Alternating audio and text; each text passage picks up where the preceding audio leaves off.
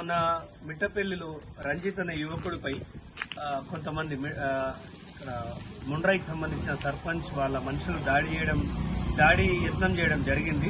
Immediate గా స్పందించిన మేము పోలీస్ స్టేషన్లో ఇవాళ కేసు పెట్టినాం.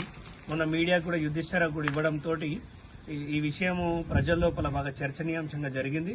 దాదాపుగా సంవత్సర కాలం నుంచి 1500 ట్రిప్పుల మట్టిని మోసేసిరు వీళ్ళు. ఎక్కడ కూడా ఊరు వాళ్ళకు పర్మిషన్ లేదు, ఇంటిమేషన్ లేదు. వీళ్ళు కొద్ది కోట్ల రూపాయల మిట్టపల్లి సంపదను దోచుకుపోయారు. ఎవరైనా ప్రయత్నిస్తే ఆ ట్రక్కుల కింద పెట్టి తొక్కిచ్చే ప్రయత్నం చేస్తారు. దీని వెనకాల ఈ ఊరి సర్పంచ్ కొడుకు ప్రవీణ్ రెడ్డి వంగ అనేవాడు అవినీతికి పాల్పడుతున్నాడు.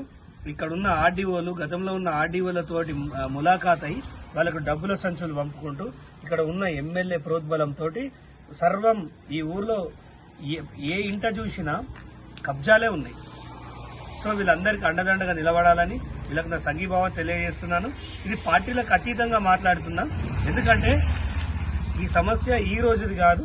నేను దాదాపుగా నాకు మిట్టపల్లి వాళ్ళకి 2 ఏళ్ల నుంచి అనుబంధం ఉంది.